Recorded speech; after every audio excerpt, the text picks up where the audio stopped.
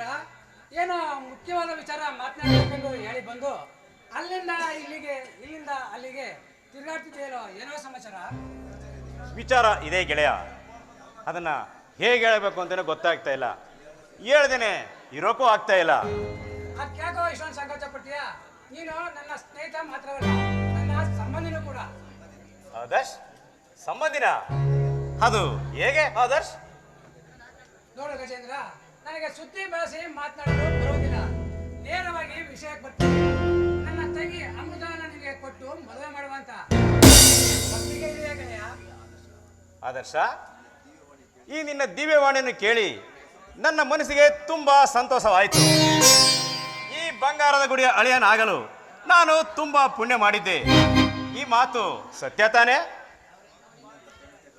ಇದರಲ್ಲಿ ಒಳಮರ್ಮ ಏನಿಲ್ಲ ತಾನೆ? ನಿನ್ನಂತಹ ಫೇಮಸ್ ಡಾಕ್ಟರ್ ಅನ್ನು ಮದುವೆ ಆಗಲು ನನ್ನ ತಂಗಿ ಪುಣ್ಯ ಮಾಡಿದ. ನಾನು ಹೇಳ್ತಿರೋ ಮಾತು ಸತ್ಯ. ಮಾತು ತಪ್ಪಿ ನಡೆಯುವ ವಂಶವಲ್ಲ ನಮ್ಮದು. ಇದು ಸತ್ಯ ಸತ್ಯ ಸತ್ಯ. ತುಂಬಾ ಸಂತೋಷ ಕಣೋ. ಇದನ್ನೇ ಹೇಳೋದು ಸ್ನೇಹ ಸಂಬಂಧ ಅಂತ. ಆದರೆ ಗೆಳೆಯ, ಹೇಳ್ಬೇಕಾಗಿರೋ ವಿಚಾರನೆ ಮರ್ತೆ ನೋಡು. ಆದರ್ಶ, ನೀನು ನಿನ್ನ ಮನೆಯಲ್ಲಿ ಸುಖ ಸಂತೋಷದಿಂದ ಇದೆಯಾ ತಾನೆ? ಗಜೇಂದ್ರ, ಏನೋ ಈಗ ಕೇಳ್ತಾ ಇದೀಯಾ? ನಾನು ತುಂಬಾ ಸುಖ ಸಂತೋಷದಿಂದ ಆನಂದವಾಗಿದ್ದೇನೆ. ಸರಿ, ಈ ದಿನ ಈ ಮಾತನ್ನ ಯಾಕೋ ಕೇಳ್ತಾ ಇದೀಯಾ? ಆದರ್ಶ, ಕೆಲವೊಂದು ಬಗ್ಗ ಶಕ್ತಿಗಳು ನಿನಗೆ ಅರ್ಥವಾಗಲ್ಲ ಕಣೋ. ಯಾಕೆ ಅಂದ್ರೆ ನೀನು ತುಂಬಾ ಮುಗ್ಧ ಕಣೋ. ಗಜೇಂದ್ರ, ಏನ್ ಹೇಳ್ತಾ ಇದೀಯಾ?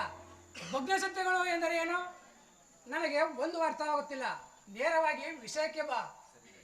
ಸರಿ ಗೆಳೆಯ, ನೇರವಾಗಿ ವಿಚಾರಕ್ಕೆ ಬರುತ್ತೇನೆ. ಅಂದಂಗೆ ಸಾಗರ ನಿನ್ನ ಒಡ ಹುಟ್ಟಿದ ತಮ್ಮನೇ? ನಿನ್ನ ತಾಯಿ ಅನ್ನಪೂರ್ಣ ಜನ್ಮ ಕೊಟ್ಟಿದ ಮಗನೇ? ನಿನ್ನ ತಾಯಿ ತೀರ್ಕೊಂಡಾಗ ಅಂತ್ಯ ಸಂಸ್ಕಾರ ಮಾಡಿದವರು ಯಾರು? ಸಾಗರ ನನ್ನ ಒಡ ಹುಟ್ಟದೆ ಇಲ್ಲದೇ ಇರ್ಬೋದು. ನನ್ನ ಚಿಕ್ಕಪ್ಪನ ಮಗ ಅಂದ ಮೇಲೆ ನನ್ನ ತಮ್ಮ ಇದ್ದಾಗ ತಾನೆ. ಅಂದು ನನ್ನ ತಾಯಿ ತೀರಿಕೊಂಡಾಗ ಅವರ ಆಸೆಯಂತೆ ಅಂತ್ಯ ಸಂಸ್ಕಾರ ಮಾಡಿದವರು ಸಾಗರ. ಏನ್ ತಪ್ಪಿದೆ?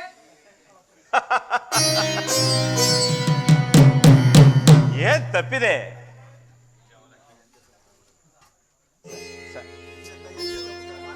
ನಿನ್ನ ತಾಯಿ ಅಂತ್ಯ ಸಂಸ್ಕಾರ ಮಾಡಲು ನಿನ್ನ ಚಿಕ್ಕಪ್ಪನ ಮಗ, ನಿನ್ನ ತಂದೆಯ ಪ್ರೀತಿಯ ಮಗ ನಿನ್ನ ಚಿಕ್ಕಪ್ಪನ ಮಗ. ನಾಳೆ ಈ ಹತ್ತೂರಿನ ಒಡೆಯನ ಆಗುವನು ಆ ನಿನ್ನ ಚಿಕ್ಕಪ್ಪನ ಮಗ. ಹಾಗಾದರೆ ಆ ಗುಡಿಯಲ್ಲಿ ನೀನೇನೋ? ಗಜೇಂದ್ರ, ಏನೋ ಹೇಳ್ತಾ ಇದ್ದೀಯಾ? ನೀನು ಹೇಳ್ತಿರುವ ಮಾತಿಗೂ ನಾನು ಹೇಳ್ತಿರುವ ಮಾತಿಗೂ ಒಂದಕ್ಕೊಂದು ಸಂಬಂಧನೇ ಇಲ್ವಲ್ಲೋ? ಸಂಬಂಧ ಇದೆ ಗೆಳೆಯ. ನನ್ನ ಗೆಳೆಯನಿಗೆ ಅಪಮಾನಕ್ಕೆ ಒಳ ತುತ್ತಾವಾಗ ಬರೋದು ನನ್ನ ಆತಂಕ ಕಣೋ. ಏಕೆಂದರೆ ಒಡೆಯರ ಸ್ಥಾನ ಆ ನಿನ್ನ ತಮ್ಮನೇ ಸಿಕ್ಕಿದರೆ ನೀನು ಅವನ ಸೇವಕನಾಗಿರಬೇಕಾಗುತ್ತೆ ಕಣೋ. ಸರಿಯಾಗಿ ಹೇಳಿದೆ ಮಿತ್ರ, ನೀ ಹೇಳುತ್ತಿರುವುದು ಸರಿ. ನನ್ನ ತಂದೆಗೆ ಸಾಗರ ಎಂದರೆ ಬಲು ಮಮತೆ. ನೀ ಹೇಳುವ ಮಾತು ಸತ್ಯ. ನನ್ನ ಅವನತಿಗೆ ನಾನೇ ಕಾರಣನಾಗುತ್ತಿದ್ದೆ. ಇಂದು ನನ್ನನ್ನು ಎಚ್ಚರಿಸಿದ್ದಕ್ಕೆ ಧನ್ಯವಾದಗಳು ಗೆಳೆಯ, ನಿನಗೆ ಧನ್ಯವಾದಗಳು. ನೋಡು ಗೆಳೆಯ, ಇದನ್ನೇ ಹೇಳೋದು ಸ್ನೇಹ ಸಂಬಂಧ ಅಂತ. ಈಗಲೇ ಹೋಗಿ ಉಪಾಯ ಮಾಡಿ ಆ ಸಾಗರನನ್ನು ಮನೆಯಿಂದ ಹೊರ ಹಾಕು. ನಿನ್ನ ದಾರಿ ನಿನಗೆ ಸುಗಮವಾಗಿ ನಡೆಯುವುದು ಕಣೋ. ಬೆಸ್ಟ್ ಆಫ್ ಲಕ್ ಗೆಳೆಯ, ಹೋಗಿ ಬಾ. ಸರಿ ಗೆಳೆಯ, ನೀ ಹೇಳುವುದೇನೋ ಸರಿ. ಒಡೆಯರ ಪಟ್ಟ ಪಡಿಬೇಕು ಅಂದ್ರೆ ನೀವು ಹೇಳದಾಗೆ ಮಾಡಲೇಬೇಕು. ನಾನಿನ್ನು ಬರ್ತೇನೆ.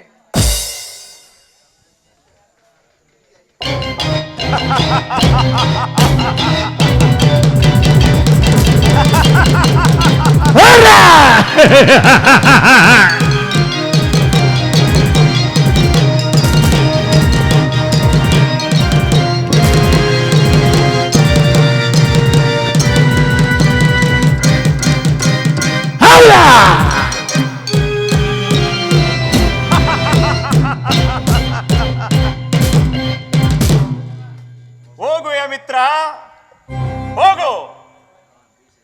ನಾನು ಬೀಸಿದ ಬಲೆಗೆ ಸಿಕ್ಕಿ ಬಿದ್ದಿದೆ ಬಂಗಾರದ ಗುಡಿ.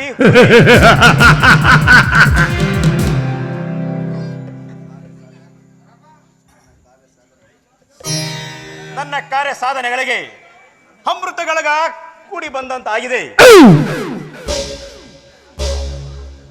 ಹೇಗಿದ್ದರು ನಾಗವೇಣಿ ನಾನು ಊದುವ ಪುಂಗಿಗೆ ತಲೆ ಅಲುಡಿಸ್ತಾಳೆ ಅಂತ ಭಾವಿಸಿದ್ದೆ.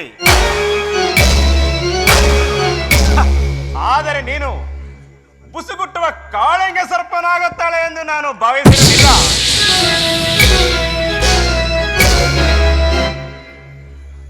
ನಾನು ಮಾಡಿದ ಸಹಾಯ ನಾಗವೇಣಿಗೆ ಉತ್ತದಲ್ಲಿರುವ ಹಾವಿಗೆ ಹಾಲೆರೆದಂತಾಯಿತು.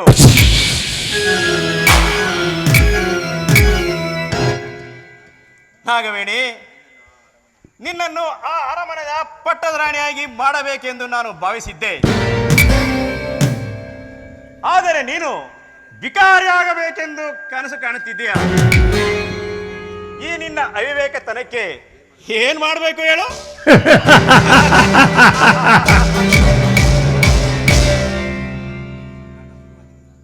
ನನ್ನ ಆಟ ಈಗ ಶುರುವಾಗಿದೆ. ಮುಂದೆ ನೋಡ್ತಾ ಇರು.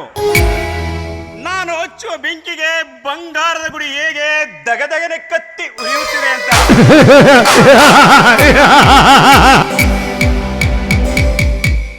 ಹೇಗಿದ್ದರು ಅವರಣ್ಣ ಆದರ್ಶ ನಿನ್ನ ಜೊತೆನೆ ಅಮೃತಳ ಮದುವೆ ಅಂತ ಗ್ರೀನ್ ಸಿಗ್ನಲ್ ಕೊಟ್ಟಾಗಿದೆ. ಆ ಅಮೃತಳನ್ನು ಅಂಗಾಂಗ ಸಭೆಯನ್ನು ಸವಿದು ನನ್ನ ಮನಸ್ಸಿನ ಭಾವನೆಯಂತೆ ಅನುಭವಿಸಿ ಅವಳನ್ನು ನರ್ಕದ ಬಾಗಿಲಿಗೆ ತಳ್ಳಲಿಲ್ಲ ಅಂದರೆ ನಾನು ಗಜೇಂದ್ರನೆಲ್ಲ. ಎಲ್ಲಿರುವೆ ನನ್ನ ಹರಗಿಣಿಯೇ, ಬೇಗ ಬಂದು ನನ್ನ ಕಾಮದಾಹವನ್ನು ತೀರಿಸುವೆಯಾ ಚಿನ್ನ?